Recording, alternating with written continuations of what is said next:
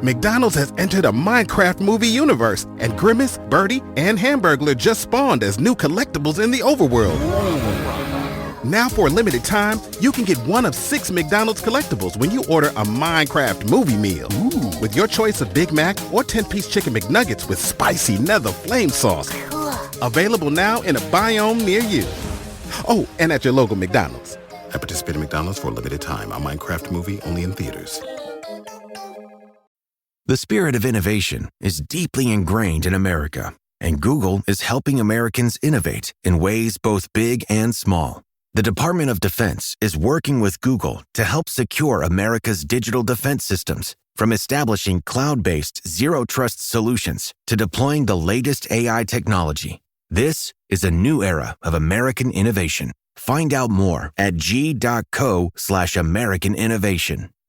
We got to appreciate that we're taking something from nothing, from just our mind and our spirit, and we are creating value to the point that down the road somebody wants to give hundreds of millions of dollars, and we're going to be mad about that? And then if it's someone that has the kind of mindset to do that in the first place, imagine what they can do now having. Do you know what I could do if I was starting out not broke like we started out and not having to go through bankruptcy? So, I mean, we got to let our people fly, and we got to know everybody's flight might look a little bit different, but it's all a win. Mainstream folks, they do this stuff all the time. Private equity funds will buy companies to multiply its value and liquidate it. They're flipping stuff, just like it's nothing but a flip. Them niggas scared to make that move. We can't relate to that. I roll the dice, shit. If I lose, I'm gonna be shaking back. Cause lessons learned within the loss just elevate the fact that trial and error just the only way. Ain't no escaping that. I wake up, hit 100 push-ups, then I'm at my route. Check on my stocks, see how they looking, then I'm sliding out. When you start seeing your progression, you stop having doubts. And what's the point of having clout if you can't cash it out? True to this game, and I'm a lifer, ayy. Feel like we finna change the cycle, ayy. That's the most success, you know we thriving, ayy. That's the most depression for our rivals, ayy. Could teach a lesson on survival, ayy. You know I'm from the bottom. What is good with it, my wealthy people? It's your boy David Bellard, founder and CEO of Black Wealth Renaissance. Here with my brother from another. What's good, Jalen? Yo, what's good? I probably should have just dapped you up. Yeah, man, it was a little awkward, but we made it happen. But what's good, man? It's your boy Jalen, another founder of the Black Wealth Renaissance podcast. I'm feeling great, dog. I cannot complain. It's an amazing day. It's kind of gloomy outside, but the energy is amazing. Yo, you already so I'm know. excited. Yeah, and I appreciate our guests coming all the way. You know, we from got the A. From the A, y'all already know we got another great episode for y'all today. Before we get into it, as always, y'all make sure y'all leave that 5-star rating and review. It helps us grow the show. Now, to get into it, y'all, I'm really excited about today's episode because what this brother's doing is not only cool, but it's unique. And I think it speaks to why we started Black Wealth Renaissance, to show these type of people, highlight his story. So on today's episode, guys, we have a brother who, he by way of Atlanta, let's just say it that way, owner of H&H Hospitality Group, which is a conglomerate, right, that has ownership stakes in 20 restaurants in the Atlanta airport. And last year, I think it was on track to do 50 M's in revenue, right? Crazy whenever you're hearing these numbers. So we had to get this man on the show so we could get his story. We have none other than Mr. Randy Hazelton. Randy, how you doing today, brother? Man, I am fantastic. I really appreciate y'all brothers for having me. Excited to be here. Look forward to the conversation, man. Appreciate you for coming, likewise, man. Yeah. So Randy, just to kind of get into it, man, for anybody that may not be familiar with you, right? They may not have seen the Forbes feature. They may not have been privy to what's going on. Can you just give them a brief introduction of who Randy Hazelton is? Okay, so just briefly, Randy Hazelton, airport concessionaire is what they call it, but that's airport restaurants. So I own and operate restaurants in airports between Atlanta, Dallas, Fort Worth, as a matter of fact, Dulles and Washington, D.C., and then we got a couple other markets that we're about to open up the end of this quarter and the top of next quarter. So, that's cool. So that's what we do. We operate restaurants in airports. So did you walk past one of your restaurants like, oh, that's my spot. Let's see how it's going on today. So my restaurant that we got a stake in is the Shake Shack on Terminal C in DFW. So I came in on another kind. So I didn't see it today. And I was kind of rushing through. But normally I would spend time and make sure. That's dope. That's dope. That's what's up. Well, Randy, thank you for, again, joining us, man. So really hopping into it. You stay at airport concessionaire, right? What do you mean? Like, I know airport concessions is restaurants in the airport. How do you even find your way into this business, man? Man, look, I wish I could say I mapped all this out and I had this beautiful vision about starting a restaurant, ended up in an airport. It didn't happen anything like that. So what happened was I was working in corporate America, and I detested it. Like it was just not for me. So I knew I had to do something else. Wanted to get into business for myself.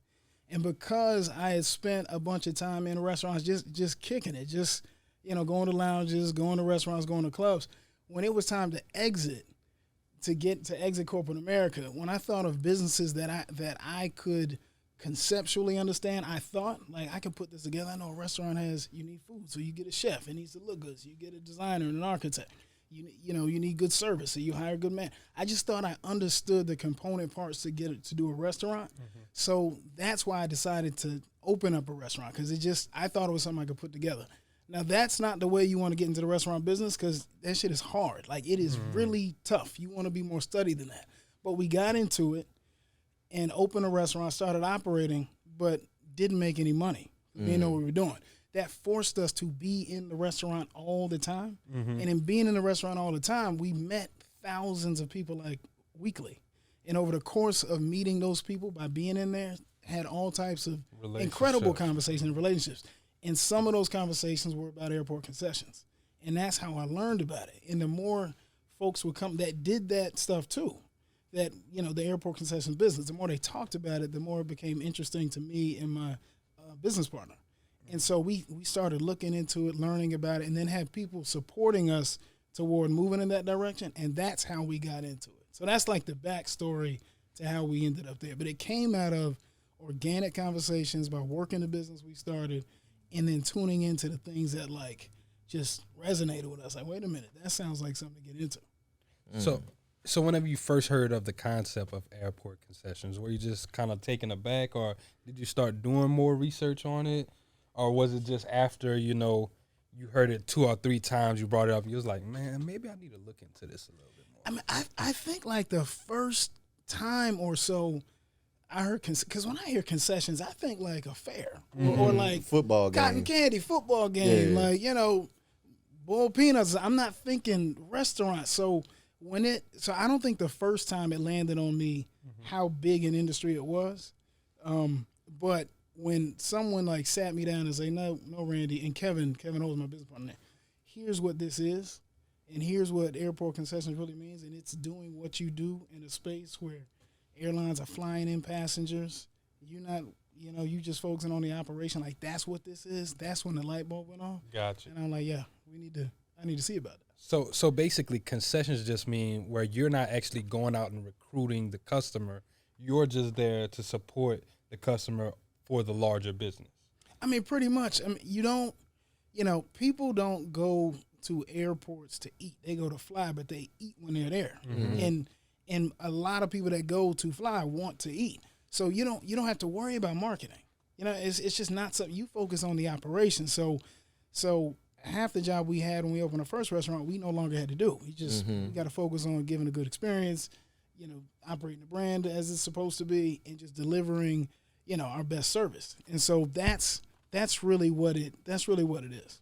Gotcha. Yeah. So and making that connection with concessions, like you said, people don't come to the airport to eat. They go there to fly. I think about the same thing as a football game. Exactly. You don't go to the football game to eat, but if you're there, you might as well get something to eat. Yeah, absolutely. Popcorn, it help the time pass by. Absolutely. So, Randy, I kind of want to go back a little bit, right? I know we started talking about airport concessions, and I definitely want to dive into that. But I want to go back to that first venture. Like, I know you were in corporate.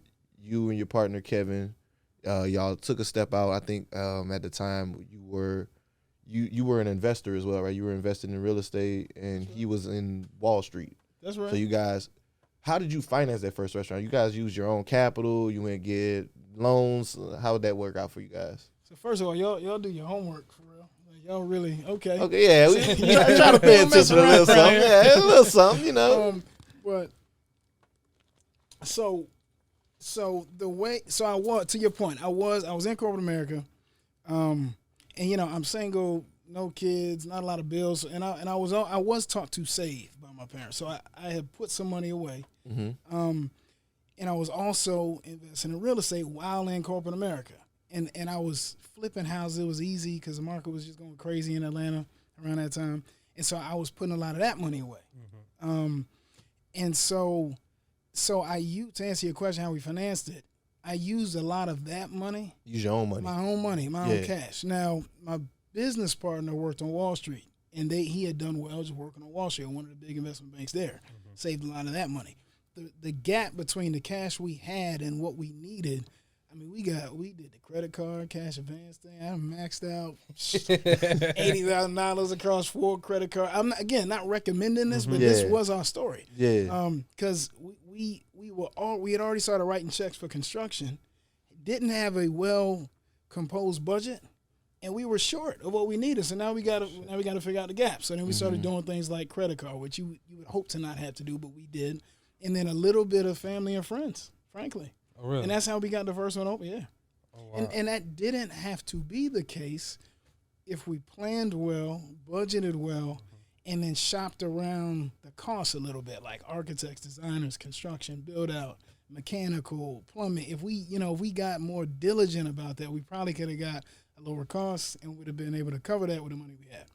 But we didn't, so we got creative. Had y'all ever thought about, I know you did the credit card, but had y'all ever thought about like business financing or anything like that? You know, with your friend being on Wall Street, was he privy to like, yo, we can get a business loan for this or something like that?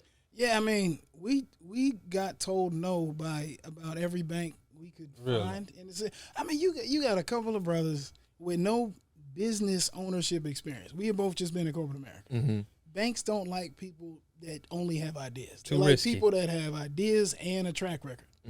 We only had ideas. And then we getting into one of the riskiest industries out there. Low margins, the failure rate is crazy. And we go to a bank like, can we get a bunch of money? Not today. Yeah. Not tomorrow neither. And it was just that so we had to figure it out. But yeah, we did try to get loans, but we learned quickly that there was going to be next to no bank that would fund us from where we were. I got you. In corporate America, what were you doing, if you don't mind me asking? Were any of those skills transferable to the restaurant industry? So what I was doing, I was working in consumer packaged goods. It was a company that made shelf-stable food products and some frozen and refrigerated. So you were food adjacent. Yeah, food adjacent, right. That's a good way to put it. Yeah, so they made like cereal and, all this stuff. The big company, Fortune 100 company. So my job getting into that company was to take, they called it scan data, but when you go to a grocery store and they scan the product, all that's captured. I got and you. Who's buying what, and to like get all that data, understand those trends, and then pull insights from it everything. To say, hey, based on what we see people buying, we should do more of this or less of that or places over here. So that was my job first. And then I got into selling products into the grocery chains on a business level, like business to business level. And they call that category management, that kind of thing, sales, and then a little bit of marketing. Those skills, really, I learned about organization. I learned about leadership, watching good leaders and bad leaders. But the skills itself, they weren't as much transferable to what we're doing in restaurants. Just because it was a like new territory for you, yeah, right? Totally new, totally different. Yeah, it wasn't a lot that I could use other than, managing teams, leading people, which is important. Like, I'm not, that's really important, but not the direct kind of sales stuff I was doing. Got you. So, Randy, now I know you were saying whenever y'all were building out, you were using a lot of credit cards, all this stuff. I think I read once that, like, you were at one point you were on the brink of bankruptcy. Was that from that part of the restaurant, like trying to get everything together? Yeah, and like not on the brink. We went all the way up and through bankruptcy. So wait. You went through bankruptcy and did y'all kept the restaurant? So we filed personal bankruptcy. Okay. And kept the restaurant intact because that's all we had. So we filed personal bankruptcy to keep this protected. And so the credit cards, for example, those were personal on our personal credit. So when you file bankruptcy, they wipe all of that. Gotcha. So all the debt that we used to fund the business was personal, And that's why I found a personal bankruptcy made sense, because it could like Gotcha. clean, you know what I mean? Wipe Could that give you kind of a clean slate with that. Yeah. So whenever the personal bankruptcy, I'm trying to see if I'm as familiar, is like what, Chapter 7? Chapter 7? Yeah. Chapter 7, that's whenever they just clear it, or is it when they restructure? There's No, one that this was clears a, and this one was that a restructures. clearing. Okay. I had way more debt because I had a house, I had a car. I mean, the business was making no money, but this was the only source of income. So there was no way we were going to pay these bills.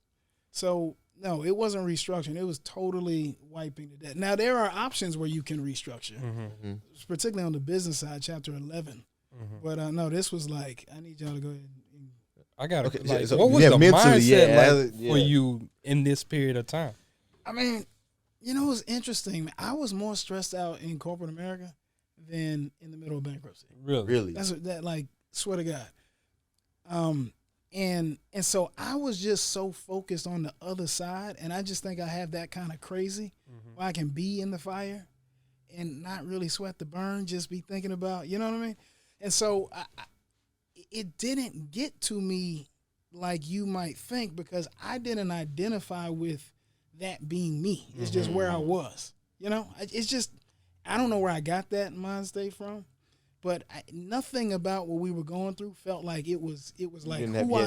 That wasn't my identity. Lower your value as a person. Right. Now, I mean, it was sleepless nights because we working around the clock. And don't get me wrong, it's not fun. Like, it's stressful. It's you know, I'm dealing with the weight of all of this, and I got people depending on me and everything else. But I just wasn't worried that this was the end of the story. Gotcha. I just wasn't worried about you knew it was brighter days gonna be coming. because the other thing, what choice do you have? I'm supposed to die here? Facts. You know, so it's if just, you quit, what what really is do going I to do? happen? I'm supposed to go be I'm just a more manager, stressed, and I trainee, really ain't got nothing. Yeah, exactly. So I had to, and we don't come from, you know, ain't like mommy and daddy got some. Chances we are had you were that. the It's like, highest it has earner to- in your family at the time whenever you quit your job. Just Yeah. I mean, pretty much. So it wasn't an option, and it wasn't me. It's just where I was. What did you see in the restaurant due to the fact that it wasn't making no money, but you still was like, this is something we got to keep, and it's going to work? Yeah. What did I see in it? So one thing, I think one of the things that saved us was that we put a lot of money into the design. Like, when you went, it was a nice spot. Like, people want to be in there. And in Atlanta, where our community, particularly black folks, like, and not just Atlanta, in the country, to me, like, we're the trendsetters. Like, we tell mainstream ultimately what's cool, where to go, how to speak. Like, that's us. And so, and I think Atlanta is one of those kind of cities that is an exporter of Culture. for sure, you know, like, Atlanta influences everything. That's one of our slogans. So because you came in there and it was in a new neighborhood that had a lot of history, but it was nothing happening there, and it was like downtrodden. It was a lot of crime and a lot, like, all this. And then we put our money in that neighborhood. So it's like, well, that's interesting. That's something different. That's something new. And you walk in there, and it's like, you could have been anywhere. You could have been Miami, LA, New York. People want to be there. So us being that kind of trend-setting spot, like, people gave us a lot of chances because they wanted to be in it. And then like there's a the couple ambiance brothers so working much, it. The ambiance, right. And there's a couple brothers working it. And so that is what, to answer your question, like, one of the things that sustained us that I saw, were like, nah, people are going to keep coming back. We got to keep getting better, you know, raise the bar in these other places. So now we can capture across not just it being dope in here, but service is great and operations is great and the whole thing. Oh, I'm glad you touched on that, right? So once again, you saw that. So what was the first point that y'all had to fix to start making money? Did y'all ever figure it out and be like, okay, now we starting to crank, we got good service, or now we got a fire menu or something like that?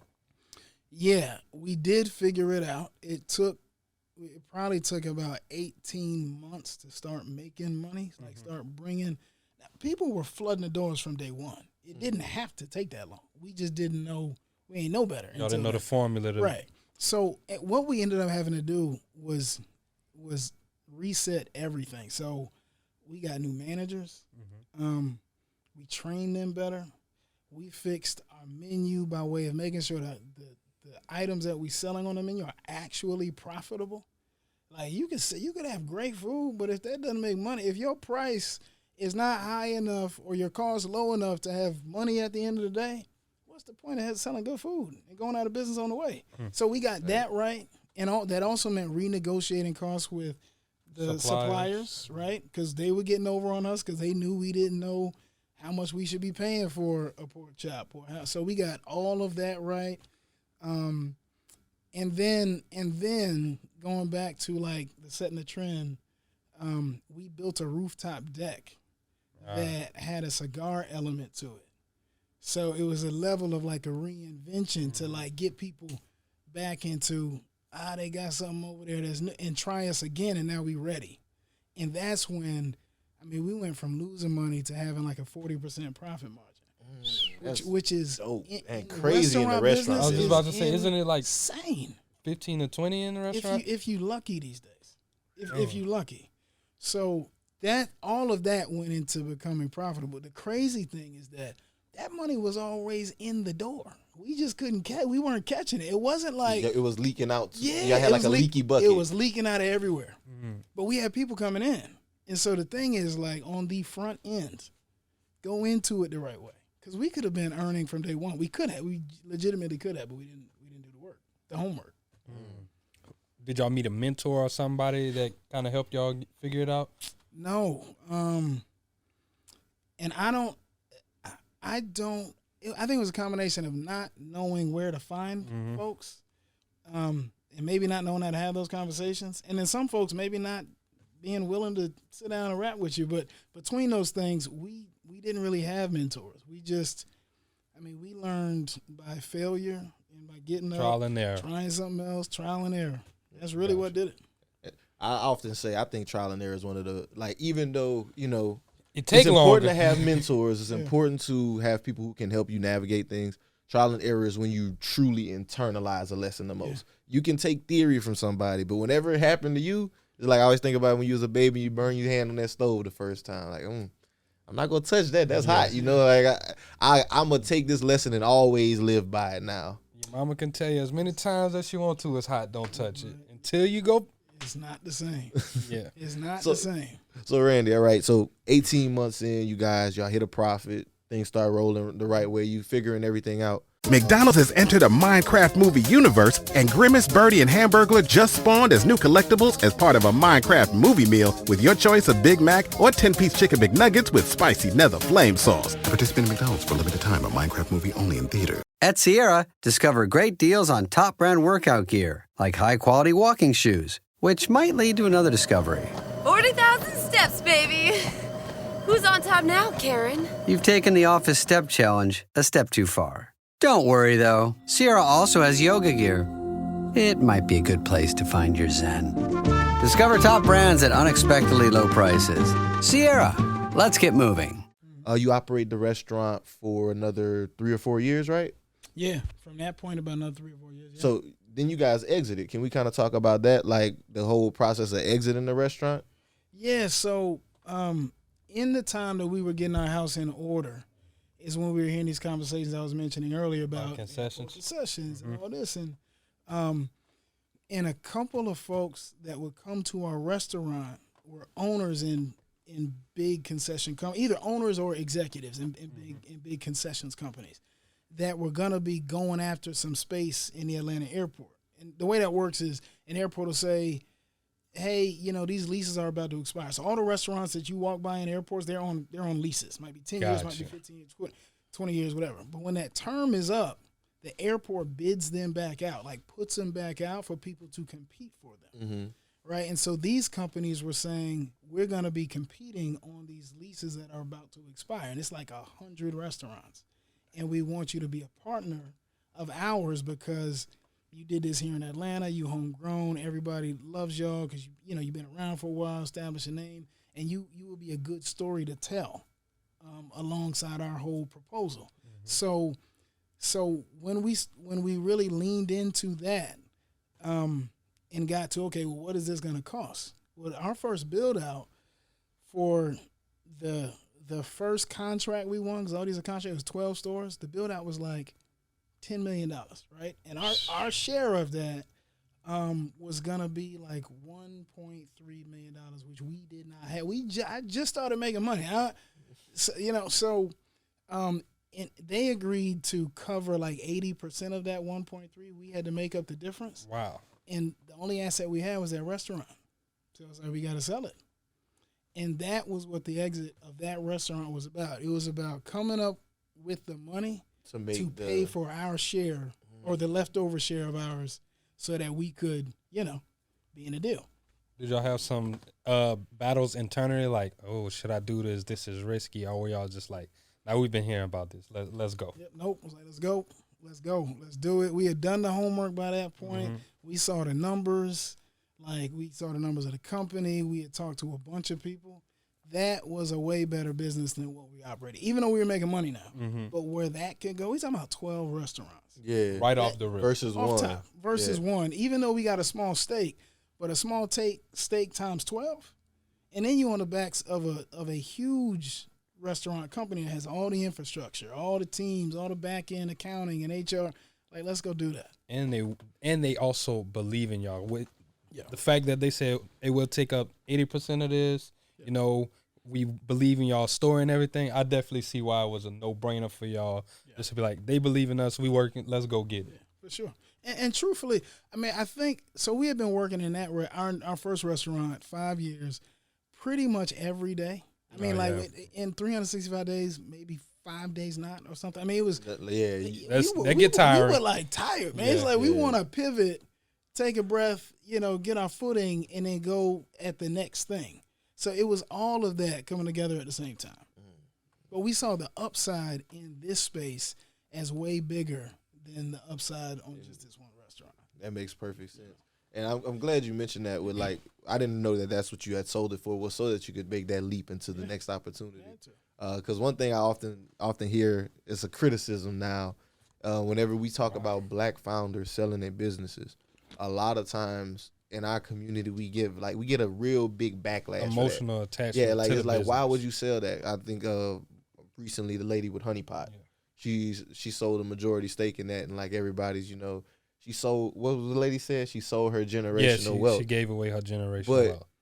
Like, I like your example because it kind of helps paint that picture. It's like you didn't sell your generational wealth. You just used it to level up. It's like in Monopoly when you trade the 4 houses in for the hotel. Yeah. Like it's not a I'm quitting. It's a I'm leveling up. Yeah, yeah. And in fairness to Honey Pot, Beatrice Dixon, and I'm just saying this because I know her and I had some involvement early on. She did not sell, from my understanding. The company that came in bought a majority stake. Mm-hmm. All the investors, but for her and one of the other founders. So all her stock is still in the company and she's running it. Yeah. But even if she had, to your point, even if she had, like we gotta appreciate that. Let's say that she had, or any of us do. I mean, we gotta appreciate that we're taking something from nothing, right? From just our mind and our spirit, and we are creating value to the point that down the road somebody wants to give hundreds of millions of dollars, and we're gonna be mad about that. And then if it's someone that has the kind of mindset to do that in the first place, imagine what they can do now. Do you know what I could do if I was starting out not broke like we started out and not having to go through bankruptcy? So I mean, we gotta let our people fly, and we gotta know everybody's flight might look a little bit different, but it's all a win, And mainstream folks, they do this stuff all the time. Private equity funds will buy companies to multiply its value and liquidate it. They're flipping stuff, just like it's nothing but a flip. But I understand the sentiment, but I think feeling like there is some kind of negative aspect to that is really not understanding. I mean, why some folks go into this, what business is, what it takes, and then what you can do when you do level up. So I love it. But to your point, we did it to pivot, which is also an option. It's all an option, but we did it to pivot and level up so that we could grow and kind of get what we've gotten. What did that first year look like once y'all pivoted? Was there lessons that y'all learned? Was there like, we did a great year, like revenue wise? What would that first year look like for you? Yeah.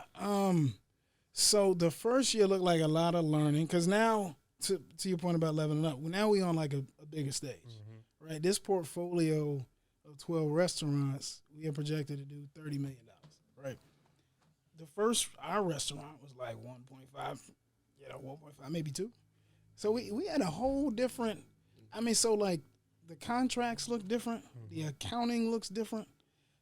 Understanding what it means to be in a partnership at that level is different. So I'm like learning all of that and taking that in. And then understanding like operating at scale. We got one restaurant, we doing everything. I'm mopping, sweeping, tossing drinks and all that. You got a portfolio of restaurants. You got a whole team that you got to manage from up here. So it was like a lot of being in school for me. And being all over because we were very hands-on. Everything we have is now transferred into this thing. So we running all over everywhere trying to see, what's what. So that's kind of what that first year was like. In my head, it almost make me think like a freshman year of college, right? Yes. You running around going to all these different types of classes because in these 12 restaurants in this portfolio right now, right, y'all went from managing the restaurant that you created to managing different franchises at this point, right? Correct. Now, so we weren't the majority company technically was the managing partner. So we were like non-operating partners, but we had responsibility to go check up on this, do quality assurance here, that kind of thing. Like so we would go support roles. roles. So we would go across the brands and perform those roles. Gotcha. That was what we did early on. You still kind of have to even for the different brands like learn the different standards for each one. Exactly. Kind of like an apprenticeship almost for y'all. It really was. It really was. And to your point, learning, every brand is different. So I had to learn all of that. So now I kind of want to get into that part of it. I know you're a big fan of franchising. Love it. So franchising versus starting your own thing. Why do you believe franchising is such like that much better than like trying to come out and create your own restaurant? Yeah, man, I love that question because I love franchising. So the reason, the shortest answer to that is that most franchises that are worth your time, like something you would want to get behind, have been around for a very long time and have grown over time and have made money over time, which means they've figured out a successful business model. Like they did all that work. All the stumbling we were doing, all that's out the way. They're saying, listen, we have figured out this playbook over the last 50 years of doing this and trying stuff and winning at stuff and failing at stuff. And here's where we have arrived. All you got to do is do this, and you're likely to end up averaging where we average. And that is a way easier and more likely route to succeed than starting your own thing like we did. We started from scratch, everything from our own brain, just thinking we had an idea, and we got beat up all along the way. So I love franchises because they make it easy for you. The success rate for franchising is said to be plus 90%, as in someone that starts a business that is a franchise business has a 90+% success rate, or the average person that starts a business has a 65% failure rate. Just on the odds in itself. And it's for our community, because we are so entrepreneurial naturally, I believe. If we transfer that energy imagine if we transfer that energy into businesses that are already proven to work. Nothing's guaranteed, but the likelihood is so much greater. So I'm just always trying to get our folks into that, because I think we have more successes, and that means more success for us, for our folks, for our community, for our towns, for our, That's why it's just I just really believe in it. That makes sense. It makes perfect sense because, like you said, instead of trying to figure it out, create the wheel, you just hop into this system, learn the system, and then it's basically a money printer. It's like turnkey businesses. Pretty much. And we got to be okay. Listen, we got to get about economic freedom. We got to get to be really about money and not necessarily looking cool along the way and making money. Like, it doesn't have to be our idea. Like, we don't have to be to this person or that person. Get the bag is where I'm at. And franchising is just a clearer path to that. Are there any disadvantages or any hurdles to franchising that comes with it, though? Yeah, and that's a good question, too. And So franchising is not just restaurants. You can franchise anything, janitorial services, floor coverings, blinds. I mean, you name it. Roofing, fix it. I mean, you name it. There's something for you, but it can be expensive. Like if you want to start out and open a McDonald's, I mean, that's a couple $1 million. Yeah. Like who can just walk in? I couldn't. So but that you can also start janitorial services, which is a fraction of that. So there are some cost differences. The other disadvantages another disadvantage is it's not your idea. I don't even think that's a disadvantage. I don't care. Like some people they want their legacy to live on. I say I'm a hamburger salesman, man. Like it ain't the coolest thing in the world, but like that register ringing all day long. Like that's pretty cool to me. I'm making money. You know what I'm saying? So but some people might say, well, yeah, it's somebody else's system, and then in that is you have to do it their way, because and the reason is because that's what has worked for a very long time. But that means less creative control and that kind of thing. So if those are things that people are really intent on, then they'll see those as disadvantages. And again, if you got an idea that you just can't, you can't help yourself from wanting to do it, then by all means, pursue that. If you just want to be a business person and create financial freedom, go this route. Is what I would say. And another question that I had written down, I don't know if you'd be able to speak to it, is competition within franchises, right? Like one of the franchises I studied was Subway. And one of their biggest complaints from a lot of their operators is Subway would allow one Subway to open up on this block and then another one to open within a very close radius. Like so now they're pitted against each other. Yeah. Can you speak to that, or do you not really? No, so I don't have any Subways, just to be clear, but I'm familiar with that. And that just like true. Competition within franchising. And that is, I think that is mismanagement of growth by that franchisor. The franchisee is the person that operates me. Franchisor is the brand itself, Subway in this example. I think they got too aggressive about just having stores and forgot to think about where they call it market saturation, but where you start to cannibalize yourself. You're stealing, from this store to get sales over to this store. And I just think Subway was not measured well in how they kind of program their territory and that kind of thing. But I would also, that raises the point of when you get into getting it, when you find a brand that you want to take into franchising, you got to know, what are your growth plans? Like, how much territory am I going to have to operate this business? You want to ask those kinds of questions so that doesn't happen. Because it shouldn't. Can you be competitive? Like, is there anything that they would allow you to do? Because I know you said you have to play by their rules. Like, are there like any specials that you can be like, yeah, maybe I can do a manager special to increase foot traffic or something like that? Do they allow you that type of autonomy? Generally, no. Okay. Generally, everything is supposed to go through them. But I will say some brands are more hands-on than others. Like some brands care more than others. The brands that are very hands-on and that care a lot, like that tend to be the bigger brands, the Starbucks, the McDonald's, and by the way, tend to be the most successful brands. You gonna do it like this because this works, and this is who we are.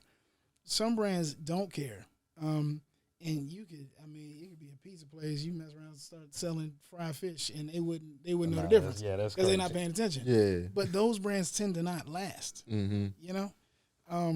So there is some of that, but it's mainly when brands aren't managing their brand. I got you. Yeah.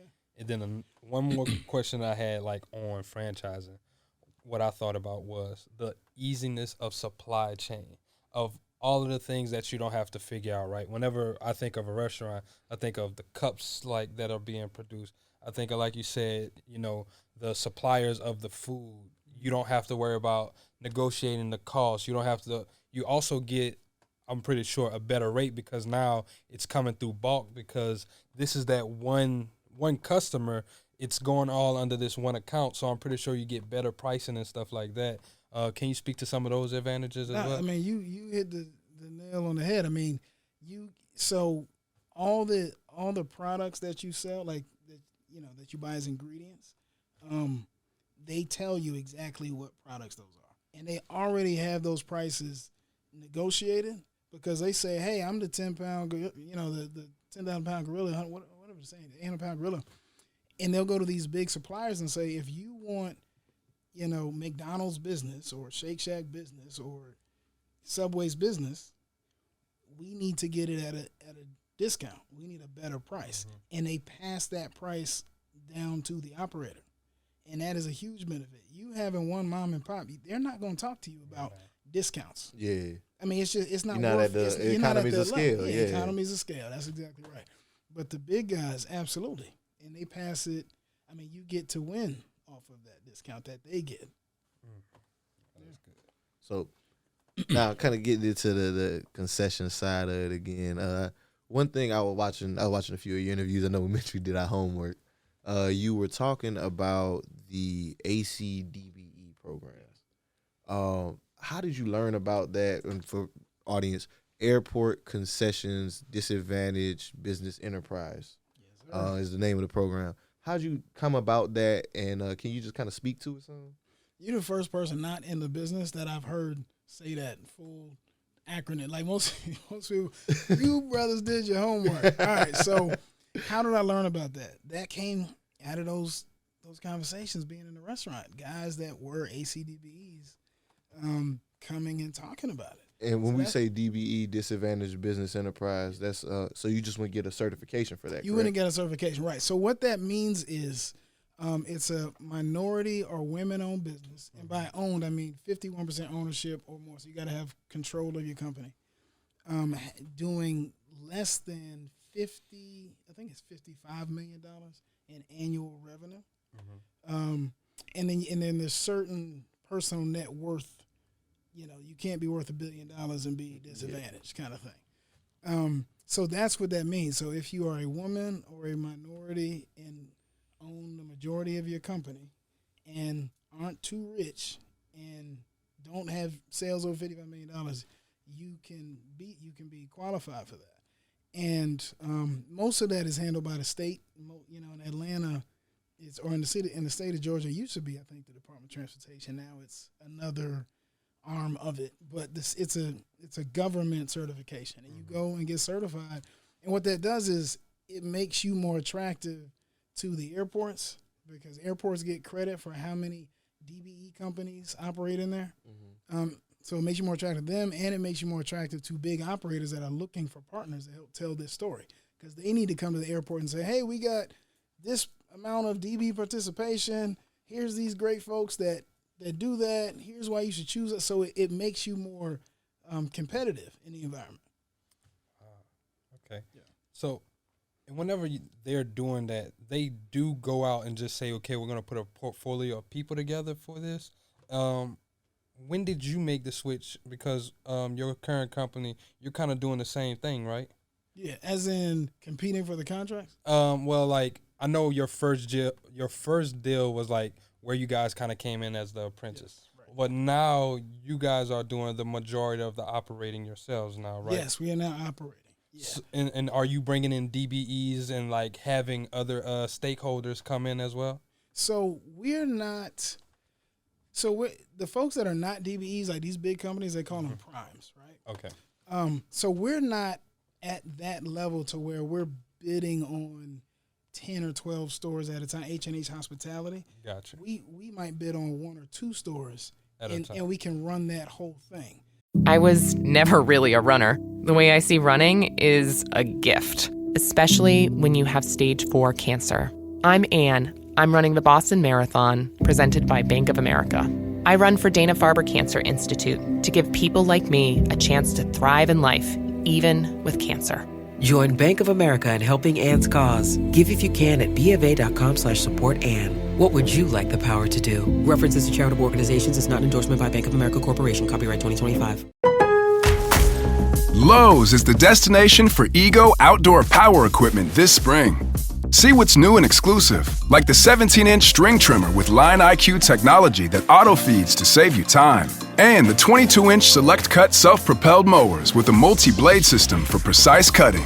Shop Ego Days, happening now during Spring Fest at Lowe's. We help, you save. Selection varies by location while supplies last. idea is to grow to become a prime so that we can put more people on. I mean, that's one of the things that I really do this for, is to have the platform that can be a springboard for others. So we're trying to grow aggressively to be exactly that. But now we've kind of grown from being an apprentice into, okay, we can handle the whole thing ourselves, like the sizes that we can do. And now we're trying to grow to, man, we'll take down the whole thing. We'll do 10 or 15 restaurants at a time. So that's next for us. What did that transition look like for you guys, going from that apprenticeship to actually launching H&H? So we had launched H&H before we were apprentice. I mean, we were the apprentice as H&H. Yeah. But our first it's kind of interesting. So our first move towards operating our own was in our own portfolio. Like in those 12 restaurants that we went with this company, one of them was like losing money. It just wasn't performing. We weren't operating it, but it wasn't performing. But I knew it could. It had a good location. I could just see the opportunity. The team in there wasn't that good. So I go to our partner, majority partner, and say, let me buy it. Let me buy it out of our joint venture. Right? And I say this with no money. I mean, I still got no money. I'm still broke. We still ain't making no money yet. We just got in the contract. But so I convinced him to sell it to me. I go find a guy that happens to be a DBE, so we can still get all the credit for it, that has a bunch of money because he's been a DBE for a long time and he saved and everything else. And I say, hey, I got a deal. If you put up the money, you can, have a stake in it. I'll operate it. Everybody wins. Let's do it. And he agreed to do it. And so we purchased that. We acquired that restaurant out of our own JV. In 30 days, we had it profitable. And in a year, it had done like $1.2 million in profit. Dang. From losing. And that's when I'm like, man, I'm about to take over the game. So we about to do the whole thing. They done messed up and let me figure this shit out. Let me see this? Okay. And from there, it was just off to the races. It was like, we got to do this again and again. And now we're taking down more and more at a time to grow to be that prime. That's dope, man. That is cool. So when did you guys so you start operating your own restaurants? When did you expand out of Atlanta? So our first restaurant outside of Atlanta, I want to say we had 2 different airports that we got into at just about the same time. It was D.C. and Texas. And that was right around, I want to say like 2017. Okay. Something like that. So where one of the brands that we took into Atlanta, on one of the single bids we went after, he's like, hey, brand, we got this great space. I think we can win it. Come on with us. And they agree. That same brand was called by the DFW airport, if I'm not mistaken, who was saying, we really like your brand. We want you in here. And they went to the partners, like the people that were going to be the operators of it, and said, we need H&H to be a part of this because of the job they did in Atlanta, and that's the only way we'll do it. And so they kind of put us in there because the level of work that we had put in. Yeah. Because whatever we do, we pursue excellence. Like, we don't play about this work. If we're going to do it, let's do it. And that paid off down the road. That speaks to the value of good work, though. Like, your work will put your name in rooms that you can't get into. Brother, say that. Because, say that, the fact that y'all were able to turn that around, and they're like, we not coming to Dallas unless they're a part of this. Like, that gave y'all so much more leverage. I don't know if y'all were privy to that conversation before it happened, but it's like, if you just do great work and if you do good by people, like, it's going to speak for itself. Like, what you just said, those 2 things, I heard you say 2 things, excellence and integrity. When people ask me, like, how do you do it? How do you win? And you got all this stuff, and sometimes this or political that. My observation has been excellence over time wins, period. Like, it is really hard to stop someone that is excellent, that's not the same thing as being perfect. There is no such thing. But I'm talking about working in excellence every single time. You'll lose some here and there, but in the long term, you're up. That's like the Jordan formula and the Kobe Bryant formula. And when they in the gym first and last, and they lose some games and miss some shots, But you look at the arc of their career, who was better? Can't deny the work. You can't deny it. So if you do anything, this is not an exercise in being cute. It's just not. If you're serious about it, you got to go in and get after it. And that will pay off to where people like, yeah, we'll do it, but we need to do it with them. They got to be a part of it because they know how we do it. So, and then integrity, like not compromising, no matter what people can say about you. Don't ever let them be able to say you were shady, dishonest, you picked somebody's pocket, none of that stuff. Like reputation intact at all costs. Those two things over time, I mean, it's hard to beat that. It's hard to beat that, man. And sometimes it might take the long way, but yeah. Me and David was having this conversation last night. Like, it might take the long way, but you feel so much better whenever you come out on the other side. Yeah. And it help you sleep so much better at night. And it's sustainable. That shit that you get on some tricks, like it's flimsy. Like you can't, you know what I mean? Like it's not 10 toes. That stuff that you built brick by laying each one perfectly and being honest about it. Like when you get there, like you're there. Like you standing on all those bricks. And so Foundation that's just too strong to be knocked over. You can't. So that's just the way we try. And you're gonna make mistakes. It's again not about being perfect, but like you give it everything you know to give it. Another thing I heard you speaking about with the franchise thing that I did have a question about was licensing. What's the difference between franchising and licensing?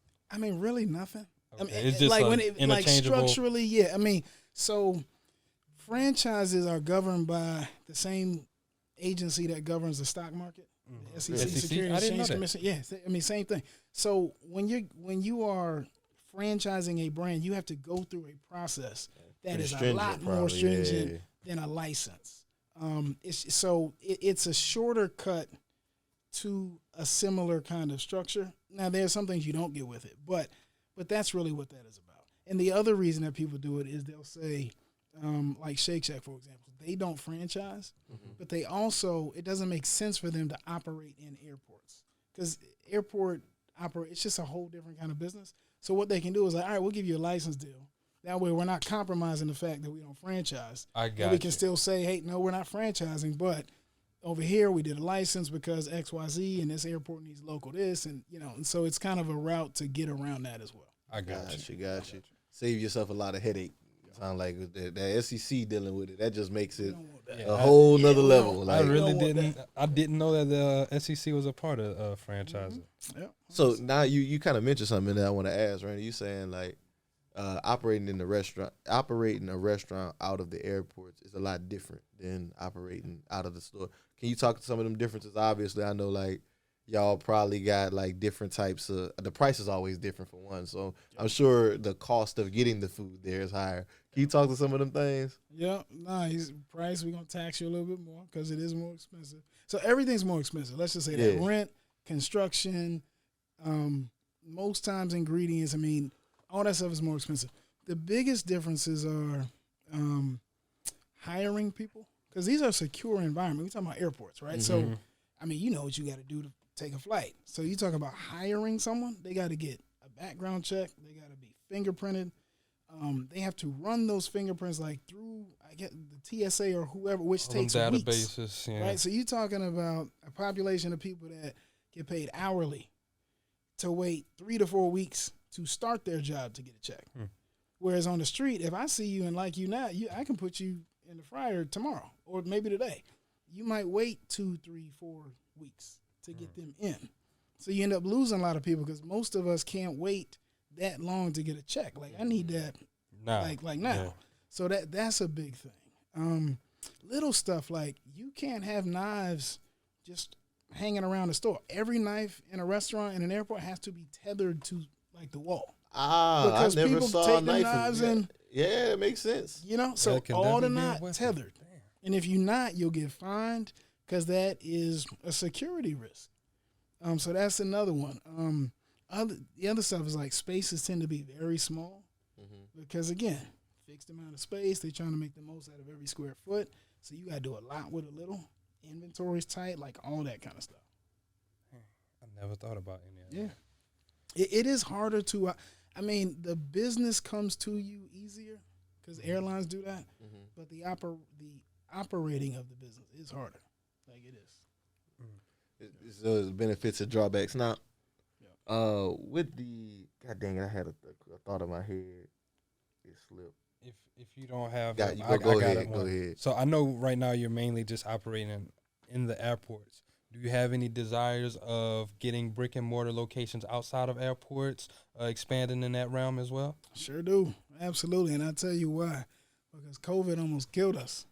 Remember we were quarantining, wasn't nobody coming outside. Nobody was flying.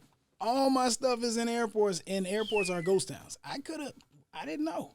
And we didn't know what was going to happen. Like, if we didn't get support from the Fed and from the state and from the city, lights out.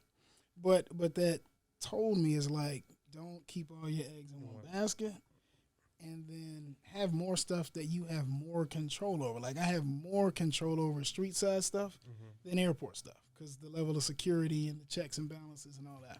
So I'm absolutely going to be getting back, we call it street side, but getting back street side and opening up some brands, or at least a brand that I've been working on for 2 years to be my first franchise brand. So that's coming. Is it going to be in Atlanta? Atlanta, yeah. So, okay, let me make sure I'm getting this right for you, Randy. So now that you got this knowledge, you're going to start your own business with, like, you're going to be the franchisor? That's right. That's dope. That's dope. Congratulations, man. Well, thank you, man. And again, you never know. I think this is gonna go to the moon. Let me say this. I don't want to speak in doubt. I don't want to put that out there because I believe in it. But we got to get the lights open and get the doors open. But I'll be crazy. Like, shame on me if I spend a decade in this, learning operating all of these 10 brands, sending all types of royalty checks to these people, and I don't even make a go at it. Knowing what I know, like, I see how they do it. So, yeah, we're going to make a go at it, and we're going to run. So, that kind of brings me back to earlier what you were speaking about, starting off learning the franchise model. But now, you're like, I got all the experience.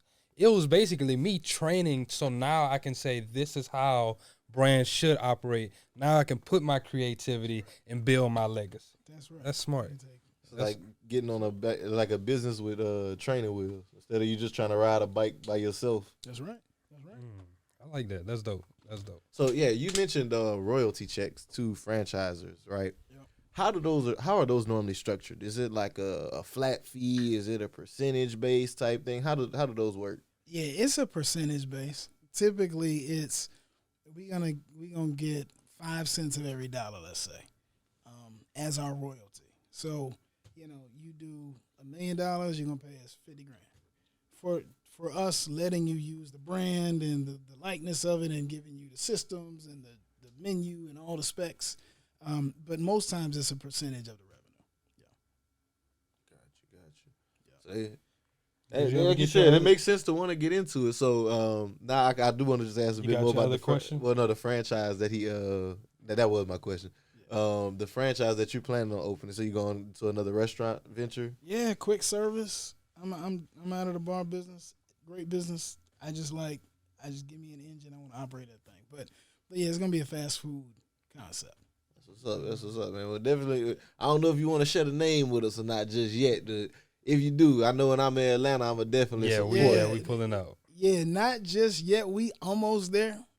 But I'm gonna hit y'all when we get there, so you know. Because we're gonna be back. Y'all call me when you're in Atlanta. We're gonna be in Atlanta for sure in September. Yeah, later in September for the Black Men Summit. Oh yeah, we'll be good by then. Definitely call me. Okay. Yeah. We'll be hollering at you. Yeah, I wanted to talk to you about the summit anyway, so we're gonna holler at you about that. Okay, let's do it. Sure. Let's do it. I love it. So besides that, what are some other things that you have coming down the pipeline? I know you want to start helping other DBEs, but what are some other things you got coming down the pipeline? So we got a lot of growth that's about to happen in H&H. I mean, we're going really aggressively, and we're feeling very optimistic about it. So that's one thing. Talked about the brand, and I'm building this to be like a national brand, like stores everywhere. 100. I mean, we're going big because why not? What we're here for. And then I want to teach. I want to help people learn about franchising, like particularly Black folks, like for all the reasons we talked about. So I have helped put together a curriculum with a lady by the name of Ren Timpow. She goes by Franchising Queen. And I've helped her like structure the course to have all the stuff that people need to know about getting into franchising, and we're gonna put that out there for folks to kind of to get and learn about, and I'm excited about that. That's what's I up, want us yeah. to be. I just think it could be huge for us. And it could save people a lot of time. Like you said, Time and you look money. at it, the numbers never lie, right? Yeah. Plus 9 out of 10 franchises around 5 years later. Yep. When it comes to independent businesses, I think 9 out of 10 of them close 5 years later. So Yeah. Seriously, I mean, Easy without question, if I could do it all over, I would have started with a franchise. Period. And I'd be willing to bet I'll be at least twice as big as I am now. Now, I'm not complaining. I'm just saying that is what going that route can do in the same time period, same amount of effort. Because you're not tripping over silly lessons. Like they already got those out of the way. So. Can you give us your top 3 franchises you like to work with? Or I don't want to Man, burn no you can't- bridges. you can't I don't want do to that burn. to I don't want to burn no bridges for you. As soon as I walk out there, so we're not in the top 3. It's like a MySpace friends list. Like, why we not up here? You can't do that, man. Okay. I'm not gonna get you in trouble. I'm not gonna get you in trouble. But I have enjoyed and found benefit in all the franchises I work with. They're all different, all got different pros and cons. I got you. Yeah, but there's something to gain from all of them. I got you. Nice try. Okay, I was just, Nice try. I just gotta try it. I do want to kind of pivot into our next section, which is called Standing on Business. Okay. And Standing on Business is a segment presented by the Private Small Business Society. Yes, sir. And their focus is helping small business owners actually have a standard of how they should operate.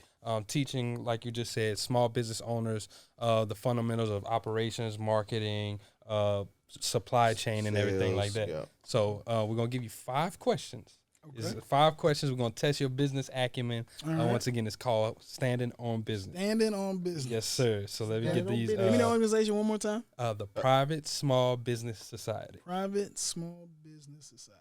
Okay. PSBS. Yes, sir. Let me pull up the questions. You got yours already? I do not have those. Okay, pulled I got up. the document right here. If my phone would just. All right. So I am your gracious host, David Bellard. We're going to start with the first question here. So let's start off. We'll give a little softball pitch one. In a SWOT analysis, S stands for A, systems, B, strengths, C, solutions, and D, standards. There we go. Ding, ding, ding. 1 for 1. Now, I said it was a softball. I got you. You got to see. This is a real right and wrong question. This isn't like your opinion. Nothing. It's like we are testing you. Right Okay. Scope the scenery out. All right. So I got another one for you, Randy. Question number 2. Which financial statement provides a snapshot of a company's financial position at a specific point in time? A, income statement, B, cash flow statement, or C, balance sheet? It's balance sheet, but that's worded kind of tricky. But balance sheet. Yes, sir. Okay. You got it though. That's two. I got you. He said, "Y'all ain't gonna give me." He said it was worded kind of I don't tricky. care what I think no more. You your opinion, We're gonna get right back to that. Don't worry. We get into the gotcha. Nah, we ain't got you. I'm playing with you. Okay, I got my. All right. I'm gonna let Jalen take over on the third one. So, question: which of the following is an example of a tangible asset? A, brand reputation. B, employee skills. C, patents. Or D, manufacturing equipment. Manufacturing equipment. Let's go 3 for 3, man. Look, you killing this, man. I said, He done been through the fire with his apprenticeship in the first business. Man, look. If I answer something wrong, I got to take all the tapes out of here. I got to shut the cameras down. I mean, it's never happened. So no, we gonna get these, bro. Let's see. I think you got all of them. Did you ask him the business plan one yet? Nah, yeah, you go with that I'm one. gonna look for the hard What is the purpose? He said, What is the primary purpose of a business plan? A, to guide the operational strategy of a business. B, to keep track of employee performance. C, to calculate the exact profit margin. Or D, to monitor social media trends. It's A, but that C on calculating the profit margin, there should be projections in there to do that, but it's A. Hey, look, he giving us. I'm not gonna just answer yes or no. I'm gonna give you some games too. Just in case. I said C too. But hey, look, 4 for 4, you already know. So we got one last question for you right there. Appreciate you being a good sport on this one. What is a key component to effective marketing? Well, of effective marketing, rather. Focusing solely on traditional advertising, that's option A. B, ignoring online marketing channels. C, understanding and targeting the right audience. Or D, limiting customer feedback. C. Let's go. Ding, ding, ding, ding, ding.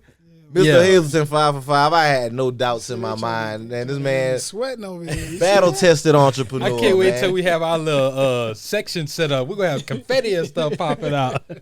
You try to get crazy. Man. Why not? But no, definitely ready. Appreciate you. As always, guys. Yeah, this was that fun. is Standing on business, brought to you by the Private Small Business Society. If you're an entrepreneur, you're somebody that came out into the field, you may be new, don't really have that experience or that mentorship. That's what the Private Small Business Society is for. Community entrepreneurs offering education, certifications. Y'all check them out, thepsbs.com, or click the link in the show notes. Now, back to the show. All right. So, Randy, we got a few last questions for you, man. Definitely appreciate you joining us. So, we're going to get into our wrap-up questions. And the wrap-up question I always have for everybody is, what is the biggest money lesson that you've learned? Biggest money lesson that I've learned. I'm gonna give you two. Just, and you know, because I break rules. Always give value. So, I love it. I mean, one is like really do your homework, which I've talked about, but I can't stress that enough, because you can accelerate your success so much by knowing more about what you're getting into. And the good thing is, what you are trying to do has substantially been done by somebody else before you. Mm-hmm. So, like, the blueprints are there. Like, find them and do that.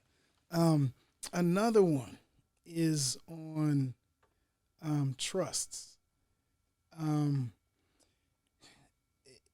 You know, you're like, oh, rich folks don't pay taxes, and all that kind of stuff. And you hear about, oh, they got the trusts and they got this and it's offshore and all this kind of stuff.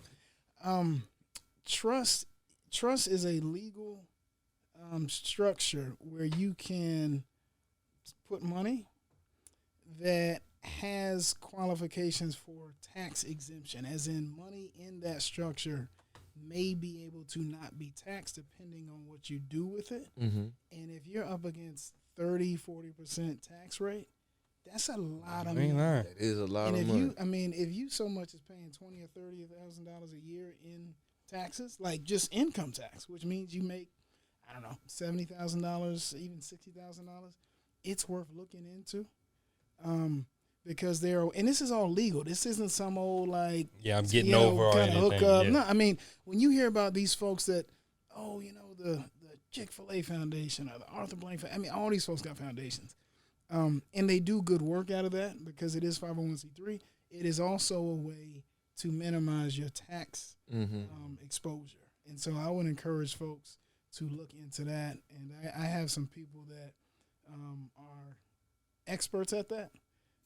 For anyone that might be interested, it's not a business of mine. I don't get paid off. It's just something I've learned along the way that I have come to understand a lot more. And yeah, I would offer that. It's a big set. Appreciate that. Yeah, keep that money in your pockets. Don't give it to Uncle Sam because they can't work with you. That's how I feel. I'm telling you. So I got my favorite questions. My first one is: are you frugal or are you a flexer? I'm neither. I have been in my life probably a little bit better of an earner than I've been a saver, even though I like I said, I save, but I focus on earning more. So anyway, in that, and I want to earn more because I wanted to live life on my terms and do the kind of things I want to do. I don't know that I would call myself frugal, but I'm not like doing just wasteful stuff. Gotcha. I am like a Batman type. I don't need nobody. I mean, even this is like newer for me. Mm-hmm. I like to kind of move behind the scenes. And by In the time shadows. you figure out what it is, it's already too late. And that's my style. So I'm kind of in between. Like, I like to live life in a way that is enjoyable and feels good to me and have a lot of fun and all that. But I like to be quiet on how I'm able to do that. Yeah. That's Don't have to be loud with it. Yeah. Follow-up question. What is the most craziest thing you blew the bag on? Like, you're just like, that was dumb for me to spend my money on. Oh, man. My first restaurant, man? No, should have got a franchise. I'm playing. Let me see, man. Gosh. The things I like are the things I like, man. So I don't know. I've gotten a couple of cars in my day. I enjoy those. I've taken some pretty wild trips. I enjoy that. I don't get off into no really nothing regrets crazy. with Like, it. no, well, I mean, when I was younger. See, now I sound all old. And stuff. When I was your age, but Back in my yeah, day. right. I mean, when I quit corporate America, I had a retirement party. I was probably 26, and I mean, we got a section in the room. And I don't $10,000 on bottles and just Celebrate ridiculousness to then go bankrupt a year later. So I might say the amount of money we spent on bottles and sections and being outside, in a former life. That's what I would say.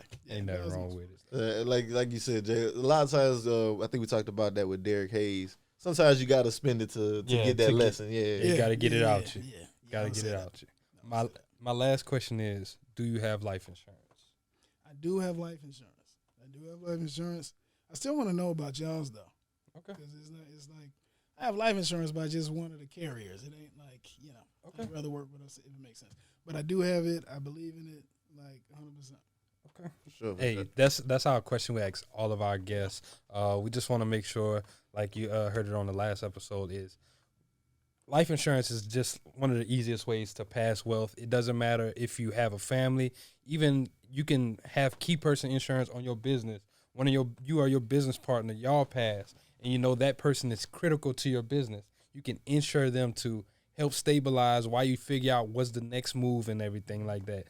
Life insurance can help you guys in any way, any shape possible. So I think that we believe that that's a product that everybody should just have because death is inevitable. You can't escape it. So it's all about mitigating risk, man. That's how I look at everything. If you can offset it, it's important, and that's why that's why we stand on it as a brand, and we always do ask everybody that. Because we sometimes get surprised, man. Some people be like, nah. Actually, I don't have it. And some people, it's a mentality thing sometimes. Some people's. They're like, I don't want to think about that. Yeah, it's like, that's fair, but it's also, to me, right? So I went through this last year. I lost both of my grandmothers. They both had policies, though. So it wasn't a situation where the family was stressing while we were grieving. And I think that's just another aspect of it. Like, I want us to graduate from that mentality, though. Because, it's great that y'all took care of this. Like, we don't have to stress in this moment. But like our guy, Chris, we interviewed him a couple weeks back.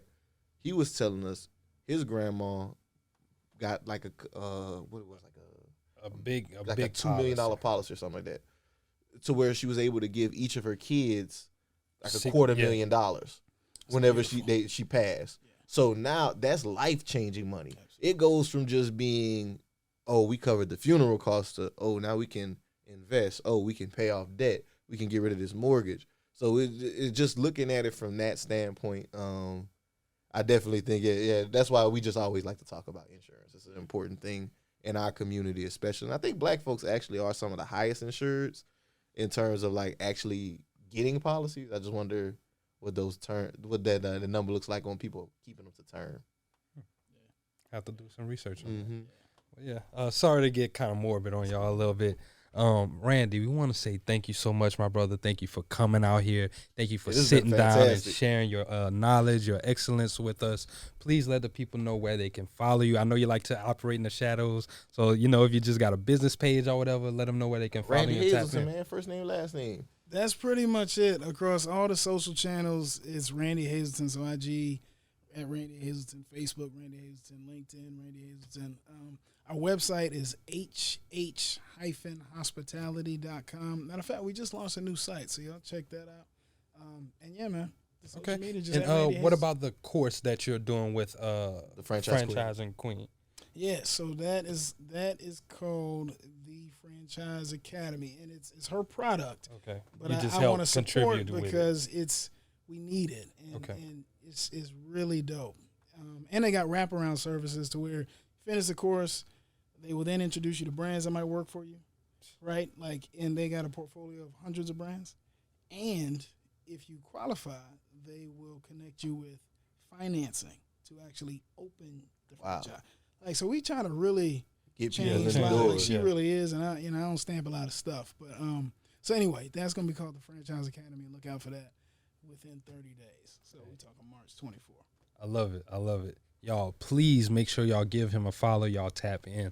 Y'all might be purchasing from his restaurant the next time y'all in Atlanta, the DFW or DC.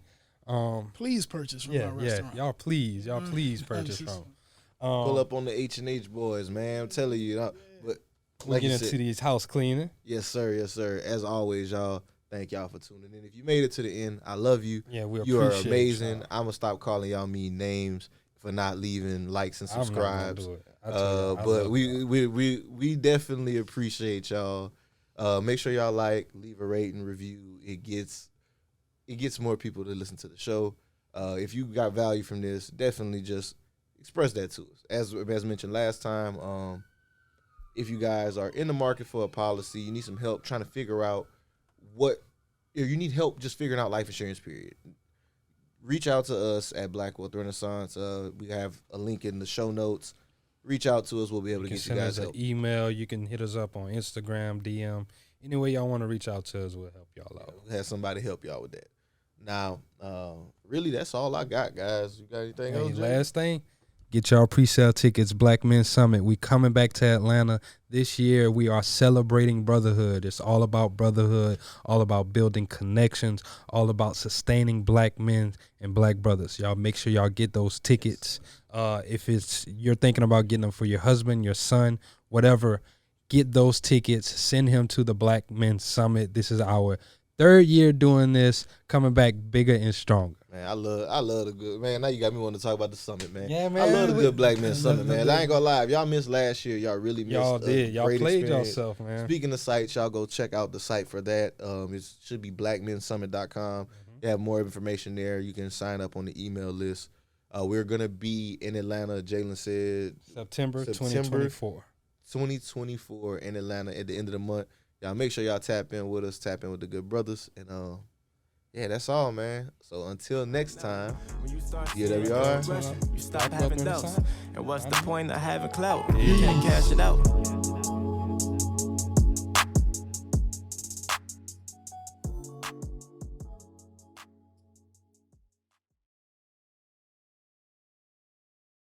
McDonald's has entered a Minecraft movie universe, and Grimace, Birdie, and Hamburglar just spawned as new collectibles in the overworld.